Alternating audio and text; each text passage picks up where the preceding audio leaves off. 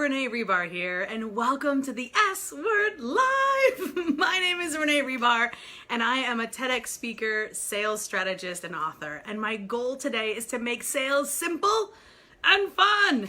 And so I'm actually holding my notebook today, but somebody totally busted me. They're like, why do you do jazz hands? I'm like, jazz hands? I don't do I? And then I realized, I think I do. But you know what? So what? It's all happening organically. So I am who I am. I didn't Popeye used to say that. So if you are brand new here, say hello as you join. The S Word Live is a show that I do every single week. Hey Heather, how are you? And it's meant to help give you some free sales training. I work with thousands of people. I've helped thousands of people sell millions of dollars over the course of my career. And my goal is to help kind of take away the stigma and make it a little bit more of a fun, easy thing. And that's why I think my personality fits this. And I've been doing it for so long now, I can't separate it. So ultimately, if you're ready to have some fun, it's a high noon on Wednesday. I am ready to give it to you. Today, I'm talking about something that I talk about a lot in a lot of different ways. So if you've hung out with me for any length of time, you probably have heard me talk about good salespeople have a good pitch, whereas great salespeople ask great questions. Have you ever heard me say that before? Hey, Heather, say it. Have you ever heard, hey, Alicia, have you ever heard me say that before? Good salespeople have a good pitch. Great salespeople ask great questions. And so for a majority of the women that I work with today, they are business professionals who, for many reasons, have chosen to hang up their own shingle, become a consultant or a coach or a strategist in their field of expertise.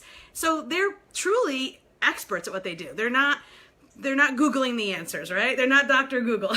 They know how to do the thing that they're consulting on, that they're coaching on, that they're giving you the strategy with. The challenge that many of them face, and this is where I meet them, is that they've never sold for themselves before. They were working for a company that valued their opinion and valued their experience and paid them handsomely, and probably are still recruited, probably. Knowing my clients, they're getting hits on LinkedIn all the time asking them if they're available for dates. And they say yes, for consulting dates. So many of my clients have left their corporate role at said company and then gotten brought back in as a corporate consultant at the same company for more. So, love it. Okay, so when it comes to sales, asking great questions is the key. But there are some big mistakes that I want you to avoid when asking these questions. So let's talk about those today. Tell me, are you ready to hear about these big mistakes that you can avoid when asking questions? Tell me yes or no in the comments, and I will share them with you. So the number one thing is this, is that as we go approach the asking questions phase of the sales process, and sales can be a puzzle, it doesn't have to be mysterious. A lot of times the pictures on the box, you just got to follow along. So tell me if you have ever been concerned about the type of questions or worried that your questions weren't the right questions. So let me know in the comments as you're listening, and please share this with a friend if they are truly in the online space or even in the offline space where they have to sell for themselves. If they're a lawyer, a real estate agent, a doctor, a coach, a consultant, and they have to be the one who truly discovers if this person who's approaching their business is the right fit, then this specifically will help them. So the number one thing is when you approach the question asking process, there has to be a very specific way that you approach it. Okay, so for example, if the doctor comes in the room, if you're sick, you have a problem, you have an issue, and you go to the doctor to ask for help, you come in, the doctor's not like, hey, how you doing? So what have you been up to? I mean, you're sick, you have a problem, you have an issue. So the doctor says, I'm glad you're here, thank you for coming to your appointment. Well, I've got 20 minutes and we're gonna find out, we're gonna do some diagnostics, right? I'm gonna ask you some questions, I'm gonna do some tests, and then we'll have some answers for you, right? Or I'll offer you some possible protocols, or I'll offer you some possible solutions. Have you ever been in the room or been the patient where this has been taking place? Let me know in the comments, yes or no. You've been sick, you've been ill, you go to the doctor comes in, and the doctor issues the question portion of the interaction as, listen, he frames it out. We're just gonna ask a couple questions, take a few tests, and then we'll be able to give you our best suggestion. Heather says diagnostics, tests, possible solutions. You got it. Thank you, Heather. Awesome. So the doctor comes in, he is an expert. He doesn't have to prove to you that he knows what he's doing. And ultimately though, what does he also have around him? He has his degrees, right? He has his white jacket on, or she, I know my doctor's a girl, and it has he has his name on it or her name on it, and they're taking notes, right? So they're taking notes, the doctors come in, his degrees or her degrees are on the wall, the white coat is on, so they've presented themselves as they've been told to do, which is professionally, clearly, and with the intention of getting to the bottom of the issue, right? What is the problem? What is happening inside of your body that's making you ill or making you sick, that's making you come to the doctor's office? Hey Ann, how are you? Say hello as you join. So whether it's live or on the replay, let me know, because this is huge. I could talk about this for months. In fact, for the women that are in my Sell Like a Mother program, we do talk about this for months. For the people that are in my mastermind, we talk about this for years sometimes, because it truly is so vital to the ability for you to find and connect with your next paying client. It is such a vital piece right here. So I've gone into the first part, which is come into the room and truly own the fact that you are an expert. You are professional, you know the deal, you know what's happening, and your goal is to help that person, right? We're on the same page. When the doctor comes in, I want you to have three specific things going on in your mind, like the doctor does. Number 1, to be curious. Number 2, to be skeptical. And number 3, to remove yourself from the actual answer. From whatever they say, don't let that affect your emotions up or down. Because if the doctor's like, oh, you have swollen glands. Oh, you got swollen glands. Hey, nurse, we got another swollen glands case. Put that down. No, right? Because that would be weird. And it would be weird too in many of our cases. Someone comes to us, they have a question, they have a problem. We have to ask the right questions and come at it in the right way. So number 1, be curious. So let's review these. To be curious, I need to know a little bit about the person to be able to be curious about the right things, right? So if I go to the doctor's office because I have a knee issue, I don't go to the ear, nose, and throat doctor, right? So curious, skeptical, emotionally remove yourself from their answer. Heather, thank you. Yes, perfect. So I'm going to the right doctor. So if I have a problem with my sales, I'm not going to a mindset coach necessarily. I mean, yeah, mindset is great. It's great to have, what makes me happy and gets my mindset right is making money and connecting with the right people who need me. So that's just me. Sonia says, hi, I'm new here and catching this live. Oh my goodness, Sonia, where are you? I'm in Detroit. Tell me where you are on the globe. I'm always so curious of where people are. Totally like a traveler. So being curious, asking the right questions. So if I have a knee problem, the doctor's not also asking me about my eyesight, right? He's asking me about my knee. What happens when my knee moves in a certain way? What activities have I been up to lately?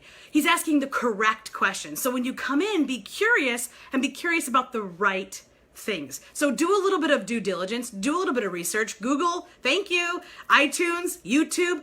I had one client who had a prospective person, and the person's name was spelled Janis. And this client of mine thought it was a woman. It was a man. And the only reason we knew that, because all we had was the name, was because I was searching Google, YouTube, and iTunes, and I found a YouTube channel with this guy. I'm like, no, it's Giannis, not Janice. Totally rocked, because it made such a difference. You don't want to be called a woman if you're a man, right? So be curious, but be curious at the right questions. Number 2, being skeptical. What does that mean exactly? So here's the thing, is that most of the people that have a problem, they don't really know how to describe their problem. So you've heard this, I'm sure, before, is ask the question beneath the question beneath the question. Being skeptical of the fact that even if they do know exactly what their problem is, chances that they're just going to divulge everything right up front, slim. Because they want to hold, it's human nature to hold some of our cards close to our chest, right? They want to possibly hold back some information because they want to potentially leverage that later for negotiations, which we can get to in another live stream. So, hey Lori, hey Mary, say hello. Sonny's in Durango, Colorado. Awesome. Okay, so beautiful place. I want to talk all about that, Sonia. So, being skeptical means that knowing that their answers, even if you've got the right questions, are going to need more questions. So whatever answer they have, well, doc, my knee kind of, hurts when I move it, when I'm playing soccer, especially when I go to make that strike right into the strike zone. He's gonna say, okay, so have you changed shoes? Great question. So if you're on the phone with someone or in a discovery process and you ask a great question, and this is how you know, they're going to say, great question. Keep that question around because that's a great question. That's how you know you're onto something. And so I say, great question, Doc. I actually did get new shoes recently. He's like, did you switch brands? Did you switch places? Yeah, the place I used to get my soccer shoes, they went out of business and I had to go to Zappos and I'm not sure if it's the right kind. He's like, did you have inserts? I'm like, oh, I did have inserts before. Maybe that's the problem. So as opposed to going straight for orthopedic surgery, the doctor might advise me of a different solution. He doesn't care either way. He just knows he's going to be on a journey with me to help. Right? So he's going to uncover the problem beneath the problem beneath the problem. He's going to figure it out with me. That makes him valuable.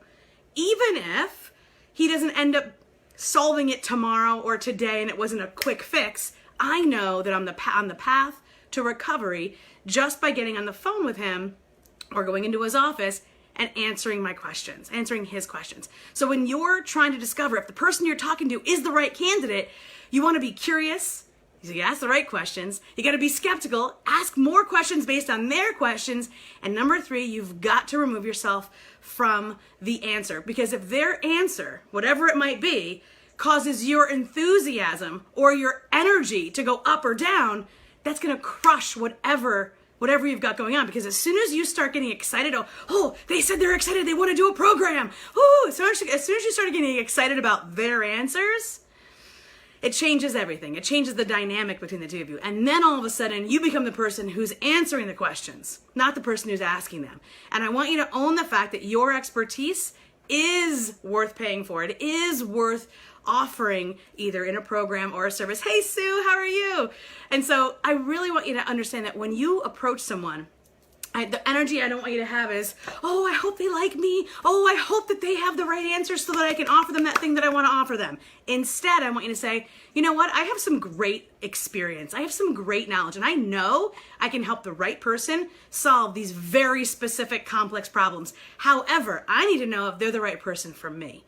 So I'll be the one asking questions, not because I'm trying to control or power anyone, but because I know my own power. And so it truly, truly is about having that sense that I know that these right questions are going to help me help the right person, so that I'm not begging, hoping, wishing that they're going to hire me. Instead, we'll be making the decisions together. And when I present those possible solutions, whether it's, hey, I'll call you next month, or great, let's work together in an intensive, or hey, there's a great program I have, or wonderful, let's do one-on-one work for the next 6 months. Whatever those possible solutions are, it doesn't matter to you because you know it'll always continue the conversation if I've handled my questions right. So I'm excited to have shared this with you today. I hope that this piece of information makes you feel better about sales, because sales does not have to be hard. And truly, if you are in business for yourself, there are very few things you have to master. Sales is one of them. So have a great day. Happy Wednesday. I'll see you back here next Wednesday. Woohoo! Bye.